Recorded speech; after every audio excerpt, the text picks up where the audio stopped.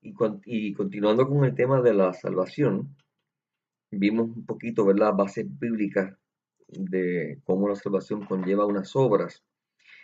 Vamos a analizar un poquito por qué esto, así cuál es la lógica detrás de todo esto, por qué se requieren unas obras y una participación de parte nuestra. Para ello tenemos que volver al Génesis. Eh, Recordemos que esto es muy importante. Yo he escuchado muchas personas decir que el relato de la caída del hombre en el Génesis, que es un mito, o que es una parábola, o que es una fábula. Eh, Todo eso está mal. Todos esos términos de literatura o género literario moderno, ninguno es realmente lo que ese texto bíblico es. Y esto es bien importante que lo entendamos. Voy a ponerme mis favoritos de abuelito para que puedan poder leer mejor. El Nuevo Catecismo, en el artículo y el párrafo 390, dice bien claramente, el relato de la caída, Génesis 3, utiliza un lenguaje hecho de imágenes, pero afirma un acontecimiento primordial, un hecho que tuvo lugar al comienzo de la historia del hombre. La revelación nos da la certeza de fe de que toda la historia humana está marcada por el pecado original libremente cometido por nuestros primeros padres. En otras palabras, ¿qué es el género o cuál es el género literario que utiliza Génesis 3? Ya no existe. ¿Okay? Es un género que se llama Mahash, Mahash, si no me equivoco, Mashal, perdón, Mashal. Eh, lo más cercano al Mashal que podemos tener hoy día es si tú ves, por ejemplo, la película o la serie de libros de Narnia, especialmente la primera, en donde tú tienes a este león que da la vida, muere por los niños, luego resucita, luego deja a Peter, a Pedro, a cargo, etcétera, etcétera, etcétera. Estás viendo un relato bíblico de una manera usando ciertos símbolos, pero una enseñanza real, una historia real. El Señor de los Anillos, Lord of the Rings, es otra película que es lo mismo, donde Aragorn simboliza a Cristo, donde tenemos a Gandalf y tenemos otros más. Todos estos personajes tienen un significado real y bíblico. Entonces, yo diría que el relato de Génesis se parece quizás más a la historia un poquito de las abejas y de los pajaritos con que a veces algunos papás le explican a los niños la procreación, tratando de explicar un hecho real, cotidiano, a base de símbolos que el niño puede entender en ese momento. Y eso fue más o menos lo que el autor trató de hacer. Pero tenemos que entenderlo, tenemos que leerlo bien para que podamos comprender. Dice, la serpiente, y tenemos que empezar por ahí. Serpiente es Nahash en hebreo. Nahash significa dragón, porque es serpiente, pero serpiente según el concepto oriental, el concepto chino, por ejemplo. Esa serpiente o ese Nahash es el mismo Nahash que va a aparecer en Apocalipsis, el dragón y luego la bestia y el anticristo. Entonces, Nahash no es una culebrita, no es una serpientita, es una serpiente real, es un dragón que le mete miedo a Adán. Dice, es más astuto de todos los animales del campo que Yahvé Dios había creado. En otras palabras, dejándonos saber que el diablo es una criatura, no es un pequeño Dios. Y dijo a la mujer, ¿cómo es que Dios les ha dicho que no coman de ninguno de los árboles? Y ustedes conocen la historia. Ahí Eva se pone en diálogo con él, su gran error. Y dice, no, él no dijo eso, él dijo que no podemos comer de tal. Entonces, ¿qué es lo que significa realmente este diálogo? ¿Qué es lo que significa realmente este texto bíblico narrándonos a través de símbolos un hecho tan real que nos afecta hoy día a cada uno de nosotros?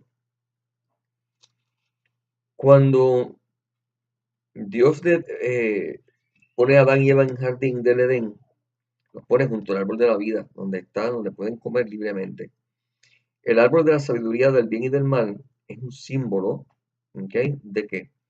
De la decisión arbitraria del hombre a decidir lo que es bueno y lo que es malo.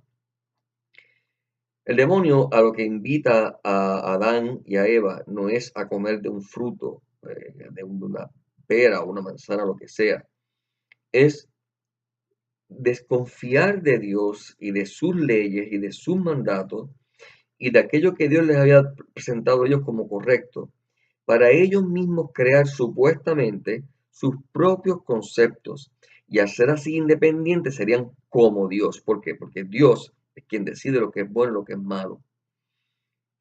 Nosotros vemos los efectos inmediatos, lo hemos discutido en otros videos anteriores.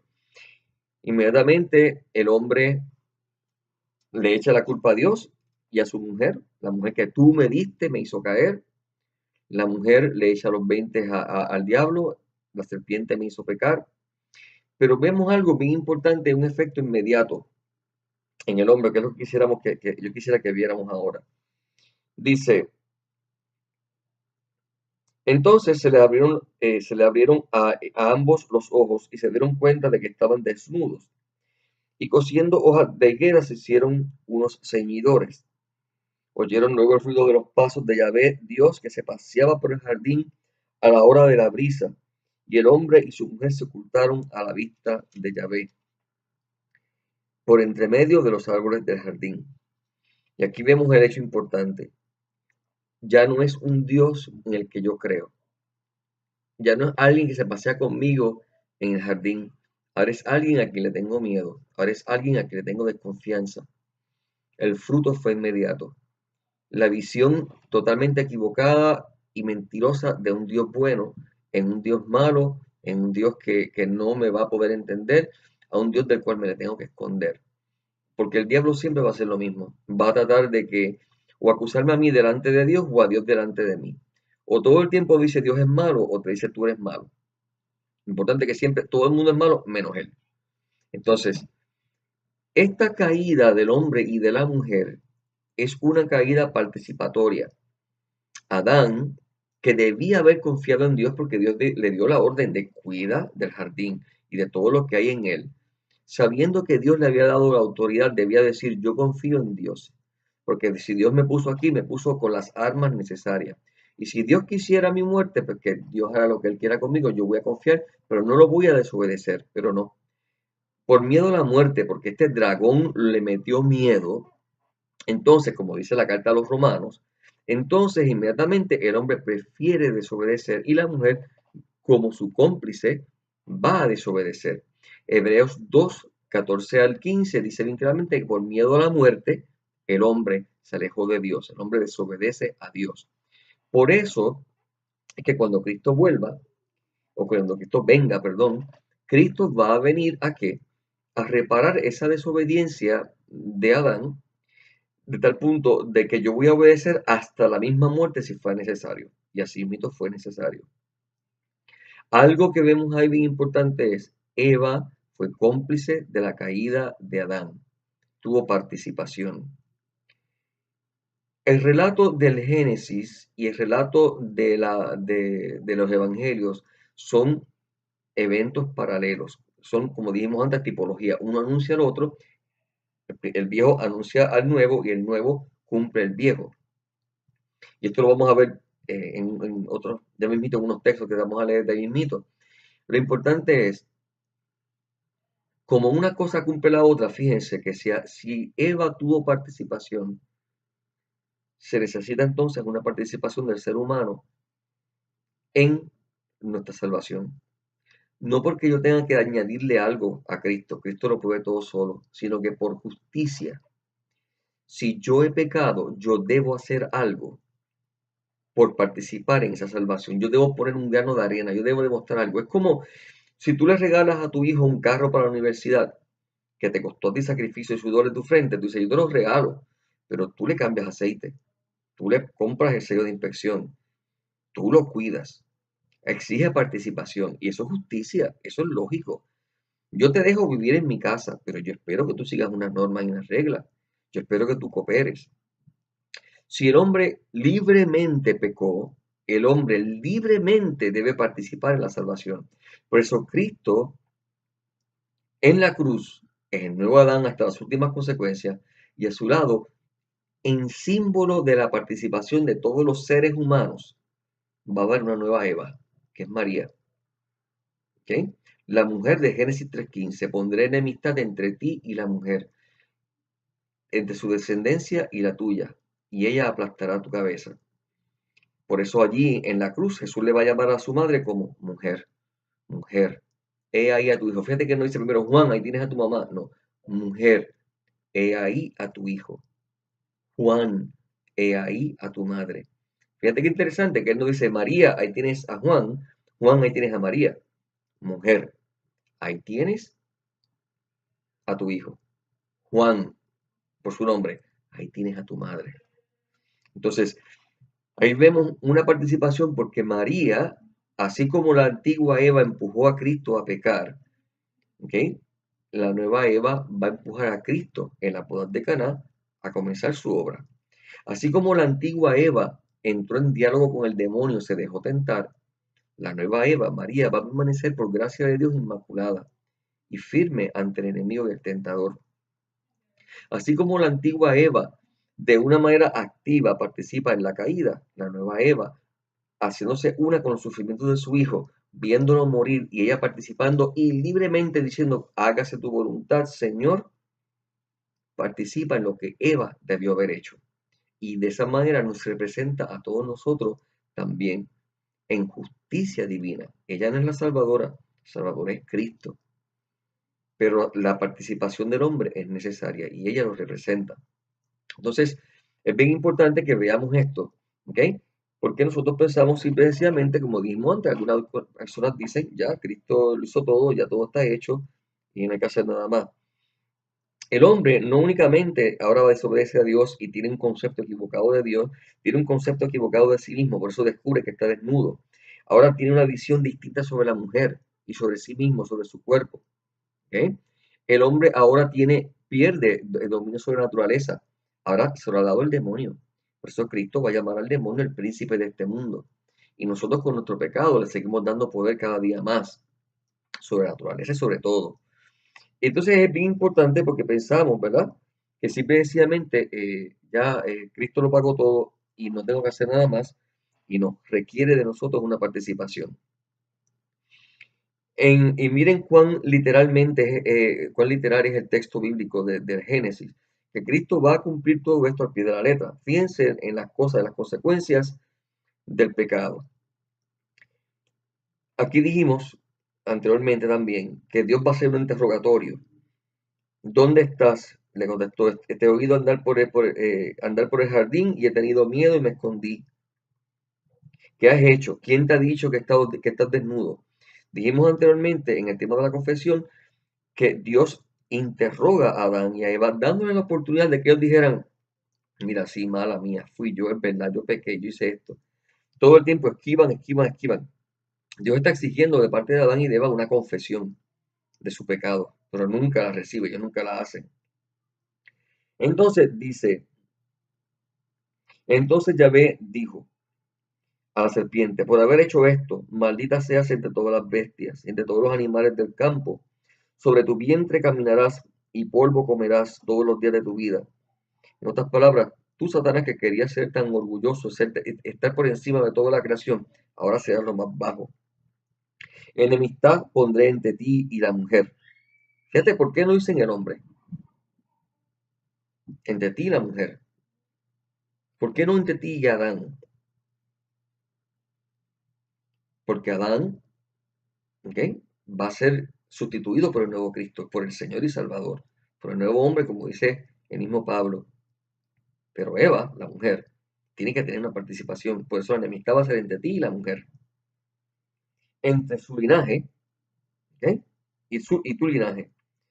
Él, Cristo, su linaje, te pisará la cabeza mientras tú acechas su calcañar. A la mujer le dijo, tantas haré tus fatigas cuantos sean tus embarazos. Con dolor parirás los hijos, y hacia tu marido irá tu deseo, y él te dominará. En Apocalipsis 12 vemos a la mujer vestida de sol, que simboliza a la iglesia, pero también a María. Y dice que en el versículo 42 creo que grita de dolores de parto. Dolores de parto, no ya del niño que está nacido, que fue arrebatado, dice bien claramente que ya el niño estaba allí. Dice ahí, de los demás, de los que creen en la palabra del Señor. Vamos a buscarlo exactamente, leerlo ahí rapidito para que veamos, porque es bien importante, porque ahí vemos la participación del ser humano, cómo es necesaria, y en este hecho histórico, por la justicia de Dios, María tiene la oportunidad de representarnos a nosotros en esa participación, y a la misma vez es Madre nuestra en la gracia. Y si en algún momento logro abrir la Biblia, porque están todas las páginas pegadas, lo vamos a ver. Vamos a ver cómo lo podemos hacer aquí. Y disculpen que esto es en vivo, pero ahora la Biblia no quiere abrir las páginas, no quieren abrir. Ahí está. Dice,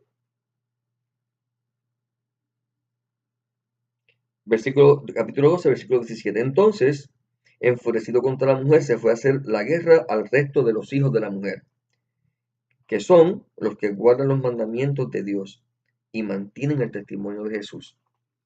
En otras palabras, aunque en otro momento hablaremos de la Virgen, en otras palabras, todos los que creen en Cristo son hijos de María. Por eso cuando le dice a Juan, ahí tienes a tu madre, no únicamente se está dando a Juan, sino se nos está dando a todos nosotros. Pero fíjate lo que le dice especialmente en el Génesis, volviendo atrás un poquito, y perdonen el brinca para aquí, brinca para atrás.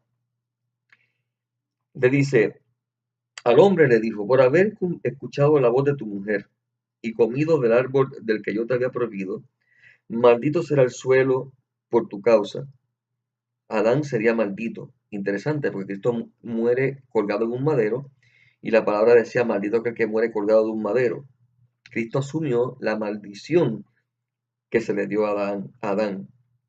Con fatiga sacarás de él el alimento todos los días de tu vida. Cristo dijo bien claramente a los apóstoles cuando estaban en el pozo de Sicar con la samaritana, yo tengo otro alimento, que es hacer la voluntad de mi Padre. Y ese alimento fue con muchas fatigas para el Señor. Espinas y abrojos te producirá. Interesante, porque la corona de Cristo era de espinas. Con el sudor de tu rostro comerás el pan hasta que vuelvas al suelo, la muerte. Pues de él fuiste tomado, porque polvo eres y al polvo volverás. En otras palabras, ahora la muerte entra. Y fíjate qué interesante, porque en el libro de la sabiduría dice en el capítulo 1, esto es un texto que se pierde en algunos hermanos que no tienen este libro en su Biblia, desafortunadamente, dice, porque Dios no hizo la muerte, versículo 13, ni se alegra con la destrucción de los vivientes. Él lo creó todo para que subsistiera. Las criaturas del mundo son saludables. No hay en ellas veneno de muerte, ni el abismo reina sobre ellas. En otras palabras, Dios no quiso la muerte. La muerte es la consecuencia del pecado del hombre. ¿Por qué? Porque Dios mismo es la fuente de la vida. Así como Satanás, que tenía una belleza extraordinaria cuando era Lucifer, pierde esa belleza cuando se convierte en Lucifer y se aleja de Dios, el hombre pierde la vida inmortal cuando se aleja de Dios. La muerte entra. Entonces, no es porque Dios te quiera castigar y Dios quiera desquitarse, es la consecuencia lógica de habernos apartado de la fuente de la vida, que se simbolizaba en el Génesis con el árbol de la vida. Al ya no estar allí, al no estar comiendo de la fuente de la vida, que es la gracia de Dios en persona, ahora desafortunadamente tenemos la muerte. Pero Cristo, que es el nuevo árbol de la vida, en la cruz nos va a dar, ¿verdad? La salvación y nos va a dar su propio alimento, su propio cuerpo. Dice, mi carne es comida verdadera, mi sangre es bebida verdadera. El que come mi cuerpo, bebe mi sangre, tiene vida y vida eterna, porque Él es el nuevo árbol de la vida. Cristo viene a rescatarnos de todo esto. Pero lo importante es, resumiendo un poquito y recalcando en lo que hemos dicho en los videos anteriores, la salvación del hombre requiere una participación del hombre, una aceptación de Dios que es mucho más allá de simplemente decir con la boca yo creo y creer en el corazón, es vivir una vida nueva, es llegar a participar de una naturaleza divina, como dice la segunda carta de Pedro, capítulo 1, versículo del 2 al 4, una vida nueva en Cristo Jesús, una vida nueva en donde, así como Cristo obedeció hasta la muerte, ahora yo también voy a obedecer hasta la muerte. ¿Qué muerte? La muerte al pecado, la muerte a mi fama, la muerte a las tentaciones y hasta la misma muerte si fuera necesario en el martirio.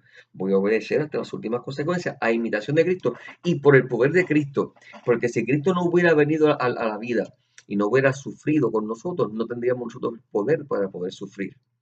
Cristo vino a sufrir, no para que yo no tenga que sufrir, sino para que pueda sufrir y para que ese sufrimiento tenga un valor de redención.